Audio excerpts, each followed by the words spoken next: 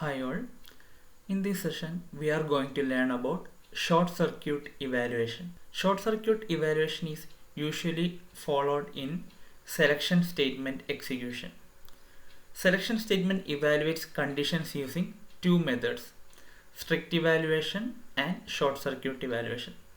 Selection statements are those statements where we make a selection from many. The various selection statements are if else, nested if, switch, etc. So in all these different types of selection statements, we are making a selection from many options. We have learned about the selection statements and its control flow in the last session. So in this video, we are going to learn about how the selection statement executions are made much better using some shortcut techniques or some short circuit evaluation techniques. Strict evaluation is the normal evaluation in which all the operands are evaluated before applying the various operators. In short circuit evaluation, we will skip operand evaluation whenever possible. Usually it is used in logical and logical OR operations, which is used in C++, Java, C, etc. Let's understand how this short circuit evaluation works in programming languages and how it improves the code efficiency. Consider the arithmetic expression 13 star A into B by 13 minus 1. This is a product of two arithmetic expressions. The first expression is 13 star A and the second expression is B by 13 minus 1.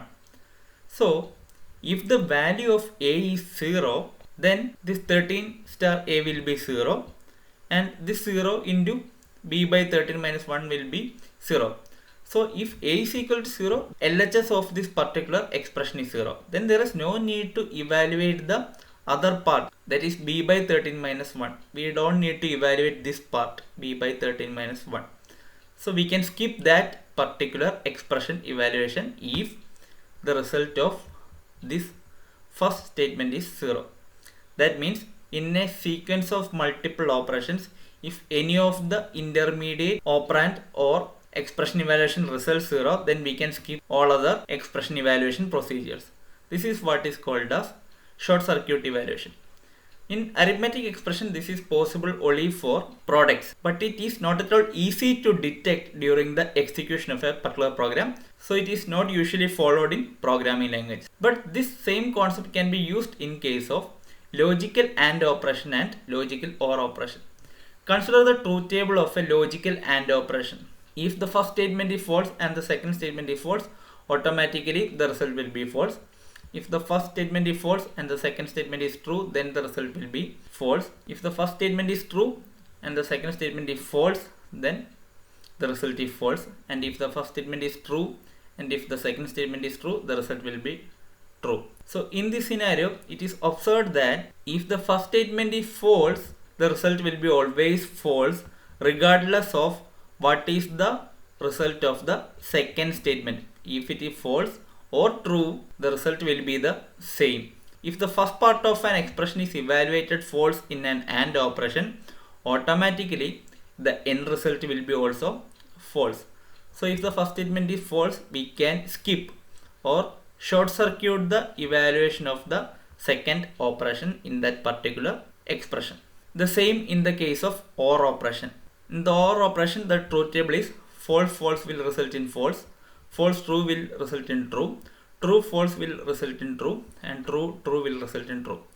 So you can observe that if the first operation is true, automatically the end result will also be true. So there is no need to evaluate the second expression in case of an OR operator if the first expression is true, because if the first expression is true, regardless of the result of the second expression, the end result will be true.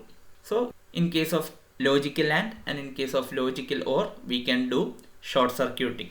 Let's understand this concept with a programming example. Consider the C program to find the largest of three numbers. I have initialized three variables as integer and its value A is equal to 5, B is equal to 10 and C is equal to 20. So the first statement is if A greater than B and A greater than C, that is if A is greater than B and C, then the result will be A is largest. Else if B greater than A and B greater than C, then B is largest, else C is largest. This is the simple program to find the largest of three numbers. Consider this particular case study. 5 greater than 10.